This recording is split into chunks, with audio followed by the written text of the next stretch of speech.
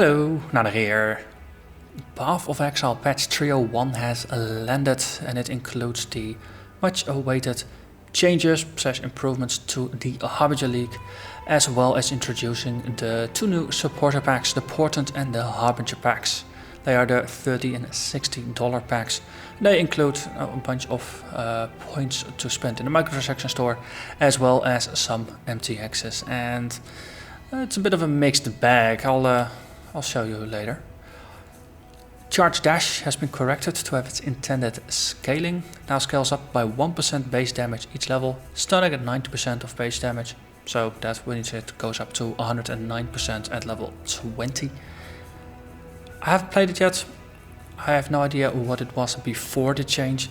If it used to be at 90%, that basically means that it's now getting a more than 20% effective damage buff. If it was 100% and just didn't scale, then this is roughly a 9 or 10% buff. So small, but it's at least gonna be a buff to the skill, unless it actually had something much higher. But also, the Ravaged Square now has fewer heretical wards. So apparently they were wrecking some people. So if there's less, then it's easier to notice them and more difficult to get wrecked by them. I have no idea whether that was a good thing or not, because I, with the Dark Pact build, didn't really have a lot of issues with it. Then again, Dark Pact is pretty darn powerful, so it allows you to ignore a lot of dangerous foes. All characters in permanent leagues may now request a free bandit respec from Aramir in Act 2 to choose their bandit selection. This is something they alluded to in the 3.0 patch notes, but it never made it to the final game. So it is nice that the option is now there. So all your characters in Standard and in the Permanent Hardcore League, they can now respec and actually choose a bandit reward rather than the 2 skill points reward that everybody in the Permanent Leagues got reset to when 3.0 landed. Because of course the old bandit rewards are gone. Okay, now the real meat of the thing. Harbinger improvements. Harbingers now drop fewer stacks of currency shards, but these shards have reliably higher stack counts.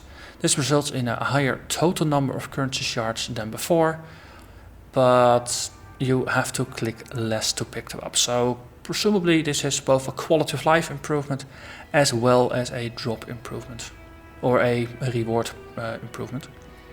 Certain currency shards, like transmutation shards, which are not all that valuable, now have higher stack sizes but appear less frequently.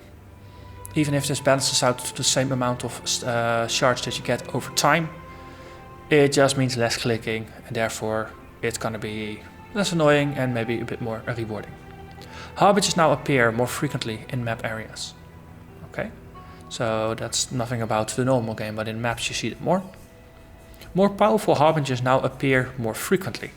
The volume of shards they drop has been increased, and they are also better addressed. So presumably if you have a Harbinger that really stands out visually, then it might be one of these more powerful ones. I can't say that I've encountered one yet, but this might be a maps only thing, and of course I'm still playing through the story. You now need to complete 50 Harbinger endgame maps to complete the endgame grind challenge, down from 100. So not entirely sure, because I haven't been there, so I can't really comment on that.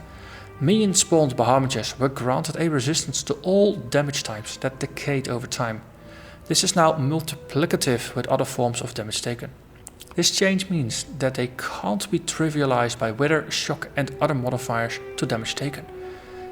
So I was playing my Dark Pact build with a wither totem, so this might unintentionally have been making those encounters easier than they should have been, because they just melted. Harbingers are now less likely to enter a state where they don't summon new monsters. So I'm not entirely sure I've seen that one yet, but I guess that's a good thing, because that could be really annoying.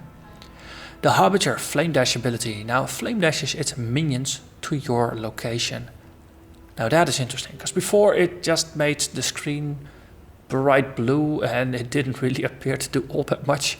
If it now flame dashes monsters to you, or to whatever it is targeting. In my case, I'm playing a minion build, so it might also target my minions. I'm very curious to see whether it's always the player or whether it's also going to target my minions. But that will make them more dangerous. The Harbinger Stormcall-like ability now attaches to the minions moving with them. Ooh, they get markers on their back. That is pretty cool.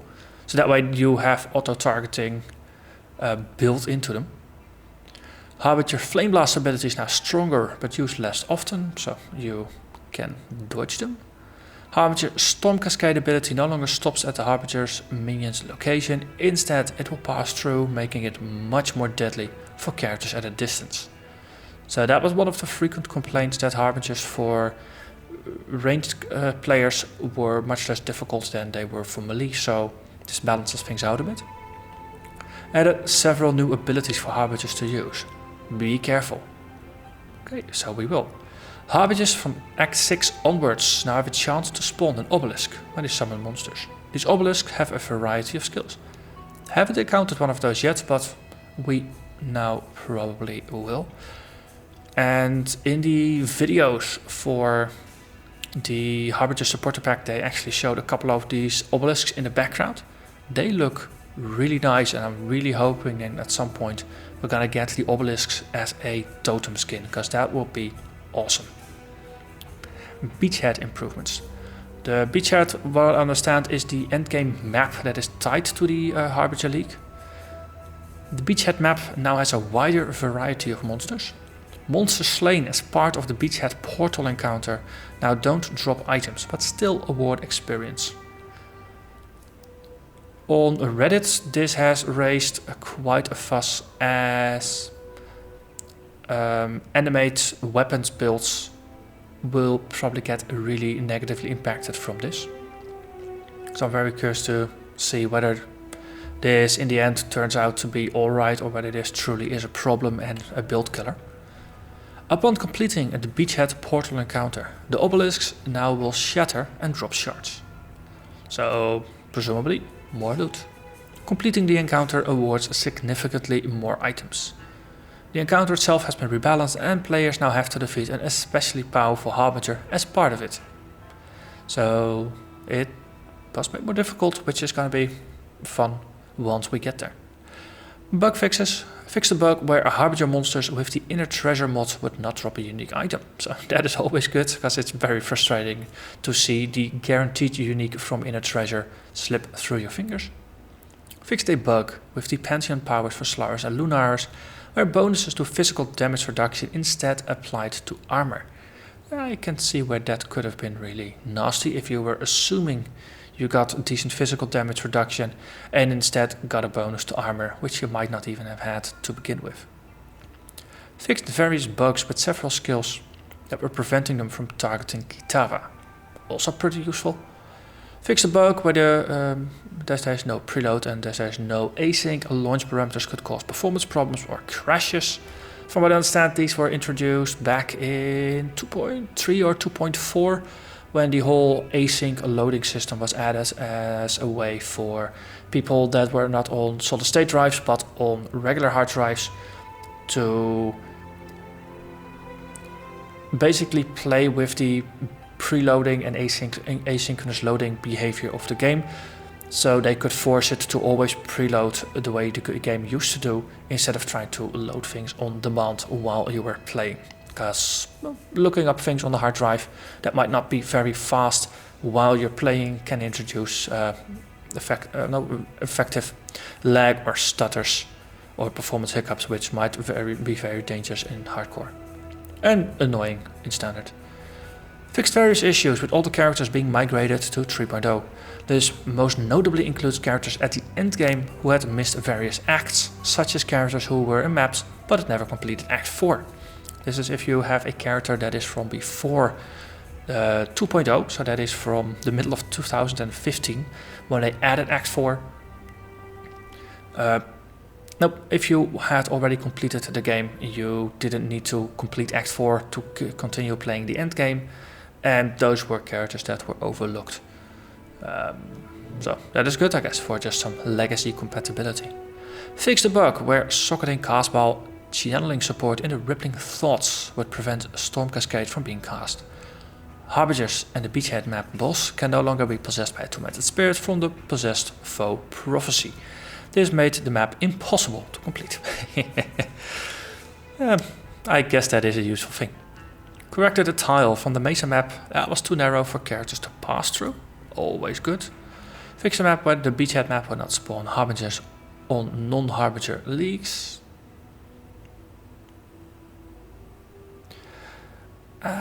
Yes, so if you had a Harbinger League hardcore character with a Beachhead map in your inventory, and then you died, and then you go back to standard, then of course you have a league exclusive map outside of that league, and that might have actually, that in this case prevented it from spawning Harbingers, which were probably pretty key to the map. Again, I haven't played the map, so I don't know, but I can assume. So this fixes it, so that is good. But also one of those things that is easy to overlook. Fixed a bug that could cause disconnects when changing areas. I think I saw a lot of cheers for that on Reddit, so must have affected quite a number of people. Fixed some performance issues with Stormcall. It's been a long time since I played with it, so I can't comment on that, but it is a good thing. Fixed a bug where a whispered prayer prophecy could not be completed. Fixed a crash with a low-life tutorial. So again, useful things. I think they made some notices or some mentions of changes to the, or improvements or additions to the voice acting, but I don't see anything in here, so I guess that has been postponed to the next patch. Or it is in, but I haven't added it to the patch notes. Either way, that was the patch notes. So now let's have a quick look at the new MTXs. So first of all, this tiger looks pretty darn badass. It is part of the $60 Harbinger pack, and it is probably the main reason why, if you're gonna get the pack, that's probably gonna be for the tiger, since it's probably the best thing in the entire thing. The armor set here is the new Harbinger set. Don't mind the shield, that is not actually part of it. So you have the Harbinger weapon effect, a Harbinger gear, Harbinger cloak with the wavy pattern on the back, and the Harbinger character effect. So if you take that off, it becomes much less sparkly, but I must admit, the Harbinger character effect is actually pretty darn cool. The tiger is there, and you get the portrait frame, which also has the waviness to it. And that is all to it. There's no footprints for the Harbinger League, so just making do with something from Essence League, which is also blue. And of course there is no Harbinger portal either, so making do with a steam-powered one. So it's a little bit of a mixed bag. Personally, I really don't like the look of the armor itself. It's kudos for setting your crown on fire. It's a neat touch, but yeah. But again, tastes can differ, and someone else might really like this. Personally, I like it much better with the Arcane set, which I've been using before, because then the blue that is in the Arcane set, it mixes very well with the blue flame outlines that you get from the character effect, since otherwise it's much less flashy. So that synergizes rather well. Before I was using the Ultimate Chaos one, which was also nice, but this does mesh well, especially with the pet next to it. Oh, and for the cloak, it's probably the Outlaw one. It blends in a little bit better as well. But hey, path of fashion is a thing, and I actually do enjoy it. But I figured for those who were on the fence about getting the pack or not, you can mix and match, and not all of the effects are the things that you might want, but the weapon effect and the character effect are nice, and the pet is just awesome. And it is big. I mean, for comparison, not the dodo, the kiwi, it is tiny. It's bigger than me, the tiger. So There you have it, 3.01, change into Harbinger League, and we have a new graphical things to enhance our characters with. But with that, I'm gonna thank you very much for watching, and I hope to see you again next time. Bye bye.